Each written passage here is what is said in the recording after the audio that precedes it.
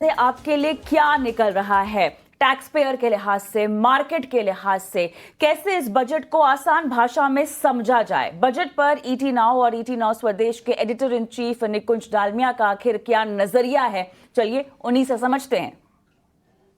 Budget के कई पहलू होते हैं। सबसे पहले समझते हैं कि बजट को लेकर के मैसेजिंग क्या है सरकार की मैसेजिंग ये है कि भाई देखिए, इकोनॉमी में कहाँ पर तनाव था, उन्होंने उस बात को समझा, उन्होंने तनाव को दूर करने के लिए जो उपाय कर सकते थे उनको करा। तो कंजम्पशन की तरफ ज़्यादा फोकस है और केपेक्स और इन्वेस्टमेंट की तरह कम फोकस है। 2021 में इकोनॉमी में तनाव था, मगर उस समय कंजम्पशन में कम ध्यान था और उस समय एक्सपेंडिचर में ज़्यादा फोकस था, बिकॉज कोविड के बाद इकोनॉमी को एक्सपेंडिचर की ज़रूरत थी। तो कई लोग इसको बोल रहे हैं जी यह तो एक पॉलिटिकल बजट है, मगर मैं बोलूँगा कि नेसेसरी बजट है, बिकॉज अगर इकोनॉमी में तनाव को आप ठीक नहीं करेंगे तो आपको समस्या आएगी, बिकॉज अल्टीमेटली कंज्यूमर के हाथ में अगर पैसा नहीं आता है तो समस्या है। तो मेरे हिसाब से मेरे करियर के अंदर इतना बड़ा टैक्स का जो सिंप्लीफिकेशन और टैक्स रिफॉर्म डायरेक्ट टैक्सेस में मैंने पहली बार देखा है। सबको इस बजट में ज़्यादा हो या कम हो, कुछ ना कुछ इस टैक्स सेविंग से ज़रूर मिला है। सबसे बड़ा वो पॉइंट है। सेकेंड पॉइंट, बजट क्या एक फ्रेमवर्क में है, जिसे हम कह सकते हैं फिजिकल डेफिसिट का अजम्पशन अच्छा है, टैक्स अजम्पशन कंजर्वेटिव हैं, ग्रोथ अजम्पशन रीजनेबल हैं, और जो फोकस एरियाज जिसे हम कहते हैं न्यू एज एरिया, सोलर हो गया, स्टार्टअप हो गया, वह भी ठीक है। तो यह सेकंड पार्ट है। तीसरी पार्ट ये है कि मार्केट में क्या होगा। मार्केट में देखिए, आज एक डिसाइसिव मूव हमने देखा है। 2021 में जब बजट आया था, डिसाइसिव मूव था, केपेक्स स्टॉक्स ऊपर गए। आज डिसाइसिव मूव था, केपेक्स नीचे गया है और कंजम्पशन ऊपर गया है। तो मेरे हिसाब से एक वो प्रकार का डिसाइसिव मूव देखने को मिल रहा है जहां पर पुराने हीरो ये सब पीछे जा रहे हैं और जो नए हीरो हैं वह आज आगे जा रहे हैं। और वहीं वित्त मंत्री निर्मला सीतारमण ने बजट में इनकम टैक्स पेयर्स को बड़ी राहत दी है। अब नौकरी पेशा लोगों को नई टैक्स रिजीम चुनने पर सालाना 12 लाख तक की इनकम पर कोई टैक्स नहीं देना होगा। अगर इसमें स्टैंडर्ड डिडक्शन को जोड़ दिया जाए तो 12,75,000 पर कोई टैक्स नहीं देना होगा। साथ ही अब टैक्स पेयर्स पिछले 4 साल का आईटी रिटर्न एक साथ फाइल कर सकेंगे। This is reflective of our government's trust on the middle class taxpayers. I am now happy to announce that there will be no income tax payable up to income of 12 lakh rupees.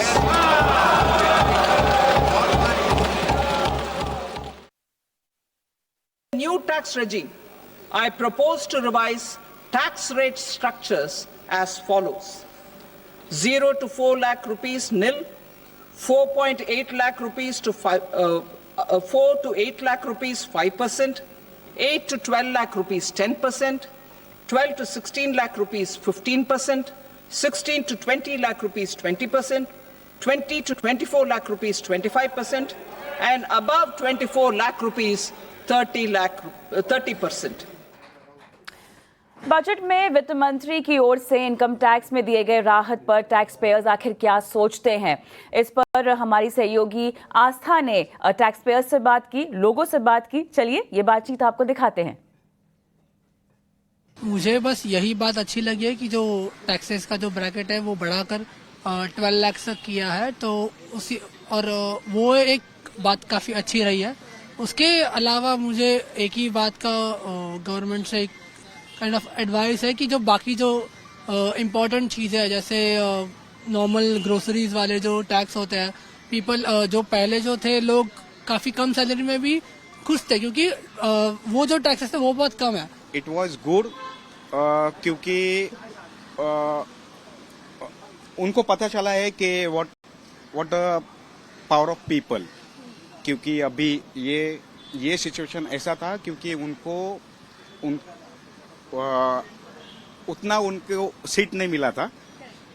The main thing is that, तो वो एक level से लेके उन्होंने सोचा कि people को क्या चाहिए, क्योंकि हम एवरी टाइम हम उनको बोलेंगे और दे देंगे, ऐसा नहीं होता है। तो ये एक अच्छा था और ये अभी तक का मेरे ख्याल से मोदी गवर्नमेंट का it was a good budget. अभी जो टैक्स स्लैब नया आया है, new tax slabs, new tax regime, ये तो बहुत पुरानी चीज है, बट उन्होंने जो चेंजेस किए हैं वो उन्होंने नई यूथ जनरेशन हो या पीपल जो अभी सर्विस सेक्टर में हो, उनको वापस से न्यू रेजिम में लाने की कोशिश कर रहे हैं, क्योंकि बहुत सारे अभी भी टैक्स पेयर्स है जो ओल्ड रेजिम में जाने की कोशिश करते हैं।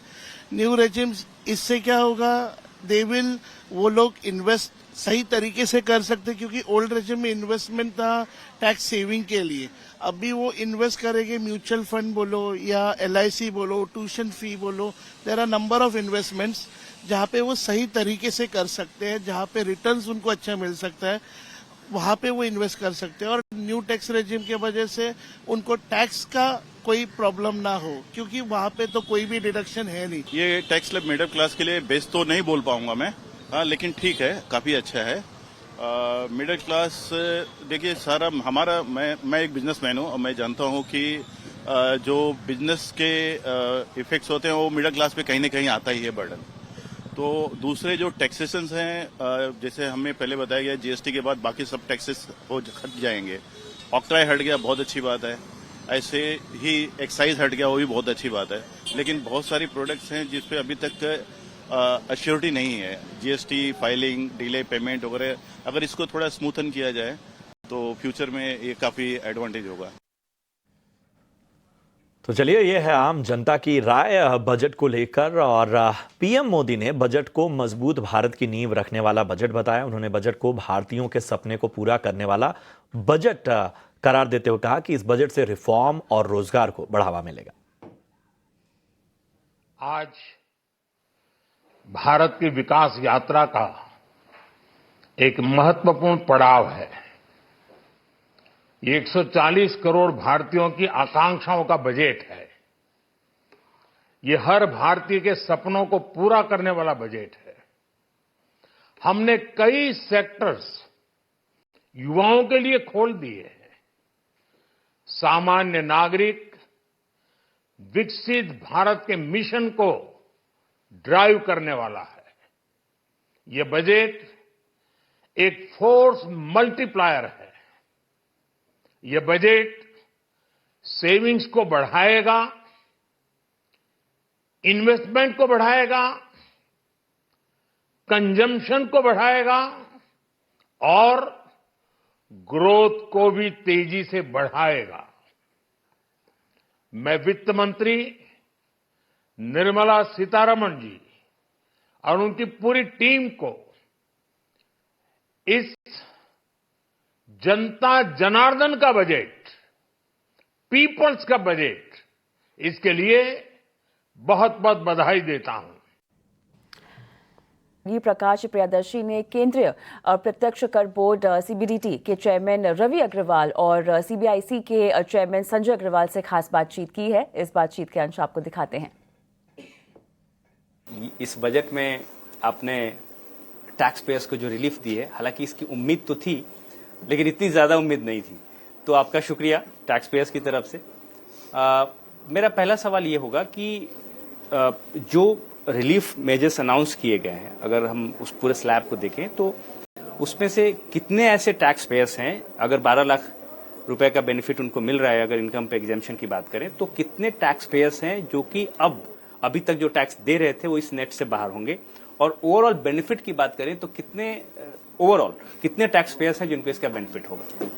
तो जैसे मैंने बताया कि सब मिला के अगर असेसमेंट या 24-25 में अगर हम देखें तो करीब 8.75 करोड़ रिटर्न्स आए हैं।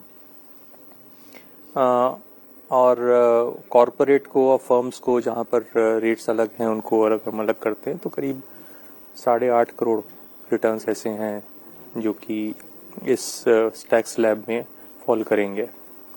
तो अक्रॉस द बोर्ड सबको कुछ फायदा होगा, अक्रॉस द बोर्ड कुछ ना कुछ तो सबको फायदा होगा। इसमें से 7 लाख पहले ही टैक्स नहीं उनकी लायबिलिटी थी, लेकिन उनको रिटर्न फाइल करना था। ये एक इम्पॉर्टेंट है चीज कि अगर इसमें बेनिफिट लेना है तो नए टैक्स रिजीम में इसका बेनिफिट है और रिटर्न फाइल करना है, तब बेनिफिट होगा। और अगर रिटर्न फाइल करते हैं, टैक्स अगर लायबिलिटी नहीं है तो उनको रिफंड मिल जाएगा।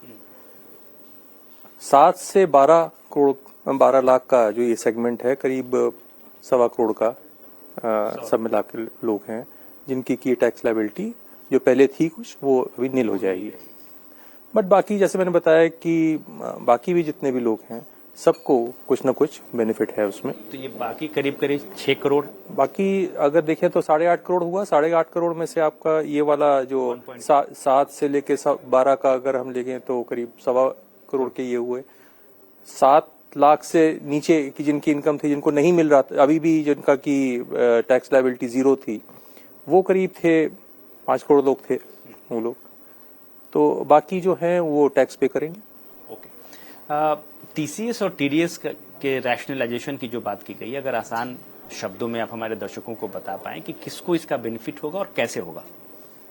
टीडीएस जैसे को पता है कि इंटरेस्ट हुआ या डिविडेंड हुआ या रेंट हुआ, किसी एक थ्रेशोल्ड के ऊपर अगर इनकम है तो उसके ऊपर टीडीएस होता है, टीसीएस होता है। उसमें हमने 2 तरीके से रैशनलाइजेशन किया है। एक तो रेट्स को लेकर रैशनलाइजेशन किया है, यहाँ पर रेट्स को हमने स्लैब्स उससे कम कर दिए हैं, और दूसरा थ्रेशोल्ड्स को लेके हमने रैशनलाइजेशन किया है। जैसे मैं अगर एग्जांपल के तौर पे दूं कि इंटरेस्ट को अगर हम सेगमेंट को लें तो जहां सीनियर सिटीजन्स पे 50,000 के ऊपर इंटरेस्ट अगर था तो उस पर टैक्स डिडक्ट होता था अगर बैंक में है, तो अब वो 1 लाख का थ्रेशोल्ड हो गया। तो किसी बैंक में अगर 1 लाख का अगर इंटरेस्ट है किसी सीनियर सिटीजन का तो उस पर टीडीएस नहीं होगा। तो जो कमीशन इनकम है उस पे हमने स्लैब्स को रखा है, जैसे 20% 20,000 का थ्रेशोल्ड रखा है, तो उस थ्रेशोल्ड से अगर नीचे होगा तो टैक्स डिडक्ट नहीं होगा। इसी तरह से रेंट को अगर हम ले तो 50,000 पर मंथ का अगर रेंट है, उससे नीचे का अगर रेंट है तो उस पर टीडीएस नहीं होगा। तो इस तरह से जो लोग टीडीएस के फ्रेमवर्क में काफी आ जाते थे अब कम होगा, कम लोग आएंगे। इसका बेनिफिट एक ये है कि जो उनका लिक्विडिटी ब्लॉक हो जाती थी और उसके बाद आगे उनको रिफंड लेना पड़ता था, इसमें साल भर के बाद वो जब रिटर्न फाइल करते थे तो रिफंड लेना पड़ता था, अब वो नहीं होगा, वो लिक्विडिटी उनके पास रहेगी। Thank you sir. मैं अब सीबीआईसी चेयरमैन के पास आना चाहूंगा। मेरा क्योंकि ऑफ कोर्स कस्टम ड्यूटीज में बहुत सारे रैशनलाइजेशन है, कई ऐसे सेगमेंट हैं जहां पर गवर्नमेंट ने इस बात को सुनिश्चित करने की कोशिश की है कि रॉ मटेरियल की अवेलेबिलिटी देश के अंदर बनी रहे ताकि मैन्युफैक्चरिंग इजी हो। तो इसमें कौन कौन से ऐसे सेगमेंट हैं जहां पर कि सबसे ज्यादा बेनिफिट होगा और कौन कौन से ऐसे सेगमेंट हैं जिसका रिप्रेजेंटेशन आपके पास आया और रह गया, जिसको कि आप आगे कंसीडर कर सकते हैं?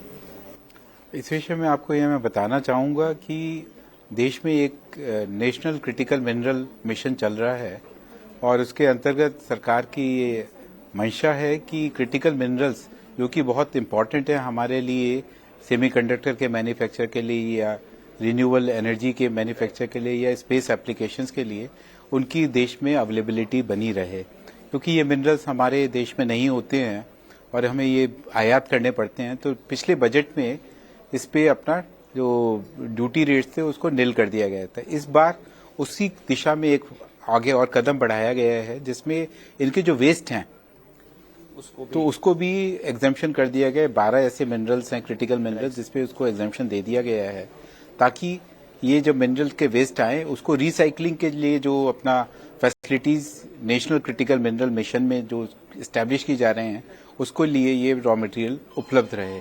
इसके अलावा लेड एसिड बैटरी जो है उसके स्क्रैप को भी कंट्री में आयात करने की निल रेट पे सुविधा प्रदान करी गई है। जिंक वेस्ट को लाने की सुविधा प्रदान करी गई है, क्योंकि ये जो वेस्ट हैं ये अगेन हमारे यहाँ हमारे पास में ये जो मिनरल्स हैं, चाहे वो जिंक है चाहे लेड है, उसकी हमारी कंट्री में पर्याप्त उपलब्धता नहीं है। तो जब ये अपना ये यहाँ पे इस तरह के ये वेस्ट आएंगे तो उसको रिसाइकलिंग करके हम लेड या जिंक, जो कि दोनों हमारे लिए इंडस्ट्री के लिए बड़े महत्वपूर्ण हैं, उसकी उपलब्धता बढ़ाई जा सकेगी। इसके अलावा और भी जैसे रॉ मटेरियल, जैसे मोबाइल के जो पीसीबी होती है, पीसीबी असेंबली जो होती है या कैमरा असेंबली है, उसके जो सब पार्ट्स हैं उस पे अगर 2.5% रेट ऑफ ड्यूटी थी तो उसको निल कर दिया गया है ताकि इन पार्ट्स की उपलब्धता कम कीमत पे हो सके। एक इम्पॉर्टेंट प्रपोजल सर आपके पास, इनफैक्ट डीजीटीआर उस पर इन्वेस्टिगेशन भी कर रहा है, जिसमें स्टील कंपनीज की तरफ से, इंडस्ट्री की तरफ से जो स्टील इंपोर्ट्स हो रहा है चाइना, वियतनाम जैसे देशों की तरफ से, उस पर सेफगार्ड ड्यूटी लगाई जाए ताकि डोमेस्टिक इंडस्ट्री को प्रोटेक्शन मिले। उस पर प्रस्ताव कहाँ है, क्या उस पर गवर्नमेंट अभी विचार कर रही है? जैसे आपने ये कहा कि स्टील के आयात के ऊपर सेफगार्ड ड्यूटी लगाए जाएं, उसके बारे में डीजीटीआर जो कि मिनिस्ट्री ऑफ कॉमर्स के अंतर्गत आते हैं, वो इस पे अपना इन्वेस्टिगेशन करते हैं। जब उनकी इन्वेस्टिगेशन कंप्लीट हो जाती है तो वो रिपोर्ट मिनिस्ट्री ऑफ फाइनेंस में आती है, उस पर विचार करके और सभी पक्षों के हितों को ध्यान में रखकर फिर एक डिसीजन लिया जाता है कि इस पे ये ड्यूटी लगाई जाए या नहीं लगाई जाए। अभी तक हमारे को इस विषय में कोई रिपोर्ट प्राप्त नहीं हुई है। और चलिए बढ़ते हैं आगे। और इस बजट में हमारे सहयोगियों की खबर पर मुहर लगी है। टैक्स में राहत को लेकर हमारे सहयोगी प्रकाश प्रियदर्शी ने पहले ही आपको इस बारे में बताया था। प्रकाश की खबर पर आज बजट में आखिरकार मुहर लगी। देखिए, वित्त मंत्री ने वित्त वर्ष 2025-26 के लिए बजट पेश कर दिया है और ईटी नाउ स्वदेश की कई खबरों पर मुहर लगी है। जो सबसे इम्पॉर्टेंट डेवलपमेंट है, अगर आप देखें तो वो इनकम टैक्स स्लैब में बदलाव से संबंधित है। आम कंज्यूमर को, टैक्स पेयर्स को, सैलरीड क्लास को सरकार ने टैक्स में राहत देने का फैसला किया है, और वो भी कोई मामूली राहत नहीं बल्कि पूरे स्लैब में बड़े पैमाने पर बदलाव का फैसला किया है। ईटी नाउ स्वदेश ने पहले ही अपने दर्शकों को ये खबर दी थी कि कंजम्पशन बढ़ाने के मकसद से सरकार आम कंज्यूमर को, टैक्स पेयर्स को रिलीफ दे सकती है। सरकार ने टैक्स एग्जेम्पशन की जो लिमिट है उसको 7 लाख रुपए से बढ़ाकर 12 लाख रुपए कर दी है, यानी कि 12 लाख रुपए तक की आय पर आपको कोई टैक्स नहीं देना होगा। ये काफ़ी बड़ा डेवलपमेंट है। इसके अलावा जो नील टैक्स कैटेगरी है, जो कि न्यू टैक्स रेजिम में 3 लाख रुपए तक इसकी सीमा रखी गई थी, उसको बढ़ाकर 4 लाख रुपए कर दिया गया है, यानी कि 4 लाख रुपए तक की जिनकी इनकम है वो नील टैक्स कैटेगरी में आएंगे। ये काफ़ी इंपॉर्टेंट डेवलपमेंट है। इसके अलावा 24 लाख रुपए तक या उससे ज़्यादा आपकी इनकम है, फिर आप 30% के टैक्स स्लैब में आएंगे। तो टैक्स पेयर्स के लिए काफ़ी बड़ी राहत है। सरकार को उम्मीद है कि इससे कंजम्पशन में बढ़ोतरी होगी। ईटी नाउ स्वदेश ने अपने दर्शकों को पहले ही ये खबर दी थी। इसके अलावा एक और इम्पॉर्टेंट डेवलपमेंट है जिसकी घोषणा वित्त मंत्री ने की, और ये जानकारी हमने पहले ही अपने दर्शकों को दी थी। वो इनकम टैक्स एक्ट से संबंधित, जिसमें इनकम टैक्स एक्ट से संबंधित जो प्रस्तावित बिल है उसको, इसकी घोषणा वित्त मंत्री ने की, और चालू बजट सेशन के अगले हफ्ते में इसको पेश किया जाएगा, जिसमें इस पूरे प्रावधानों को आसान बनाया जाएगा, लैंग्वेज को, प्रोसेस को, प्रोसीजर्स को आसान बनाया जाएगा, टीडीएस और टीसीएस को ज़्यादा सिंप्लीफाई किया जाएगा। ये भी हमने अपने दर्शकों को पहले बताया था। साथ ही साथ ईटी नाउ स्वदेश की एक और खबर पर मुहर लगी, वो दरअसल कैपिटल गेन्स टैक्स के स्ट्रक्चर बदलाव से संबंधित है। हमने अपने दर्शकों को ये बताया था कि सरकार कैपिटल गेन्स टैक्स के बेसिक फ्रेमवर्क में कोई बदलाव नहीं करेगी, कोई स्ट्रक्चरल चेंजेस नहीं होंगे, बल्कि जो उसका बेसिक फ्रेमवर्क है उसको प्रिजर्व रखा जाएगा और उसमें कोई बदलाव नहीं किया गया है। तो जाहिर तौर पे इस खबर पर भी मुहर लगी है। चलिए, इस बीच वित्त मंत्री ने बजट में बीमा क्षेत्र में एफडीआई की सीमा को 74% से बढ़ाकर 100% करने का ऐलान भी किया है। ये फैसला न केवल निवेशकों के लिए नए अवसर लेकर आएगा, बल्कि भारत की इंश्योरेंस इंडस्ट्री ग्लोबल स्तर पर मजबूती जो है इस फैसले की वजह से उसे मिलेगी।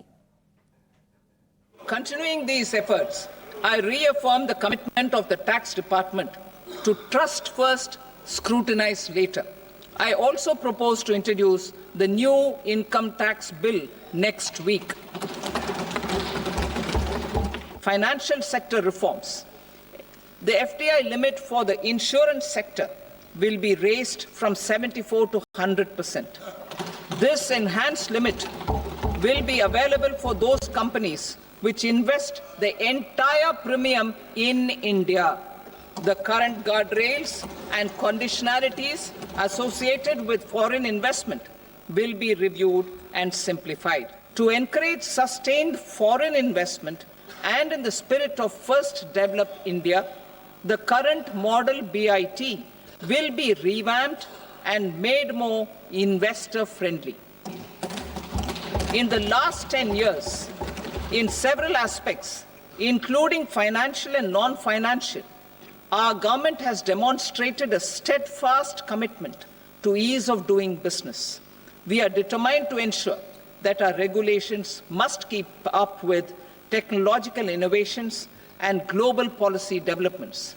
A light touch regulatory framework based on principles and trust will unleash productivity and employment. Through this framework, we will update regulations that were made under old laws. चलिए इसी के साथ हमारे सहयोगी अनुराग शाह ने पहले ही आपको बताया था कि सरकार इंश्योरेंस में एफडीआई की सीमा 74% से बढ़ाकर 100% करने जा रही है। अनुराग की खबर पर मुहर लग गई है। ईटी नाउ स्वदेश की जो खबर थी उस पे मोहर लगी है। 16 जनवरी को ईटी नाउ स्वदेश ने बताया था कि बजट के अंदर एफडीआई बढ़ोतरी करने का ऐलान हो सकता है। 74% से 100% एफडीआई का ऐलान हो सकता है और वित्त मंत्री ने आज उसका ऐलान किया है बजट के अंदर। अब जो है इंश्योरेंस सेक्टर के अंदर 100% एफडीआई की अनुमति होगी, लेकिन जो विदेशी प्लेयर होंगे उनको जो प्रीमियम कलेक्शन है वो भारत में ही रखना होगा। तो ये काफी बड़ा बदलाव होगा इंश्योरेंस सेक्टर के लिए, जिससे इंश्योरेंस सेक्टर के अंदर जो पूंजी की दिक्कत है वो कम होगी। जो कंपनियां हैं, विदेशी कंपनियां भारत के अंदर आके कारोबार कर पाएगी और पूंजी की दिक्कत कम होगी और इससे इंश्योरेंस सेक्टर के अंदर कंपटीशन बढ़ेगा, सेक्टर को नए इनोवेटिव प्रोडक्ट मिलेंगे और इंश्योरेंस सेक्टर के अंदर जो भारत के अंदर पेनिट्रेशन ग्लोबल एवरेज से कम है वो पेनिट्रेशन के अंदर भी बढ़ोतरी होगी। चलिए तो यहाँ पर हमारी खबर पर मुहर, लेकिन एक छोटा सा ब्रेक लेते हैं और उसके बाद बजट से जुड़ी हुई खास बातचीत, खास खबरें और पूरा एनालिसिस लेकर आएंगे ब्रेक के बाद।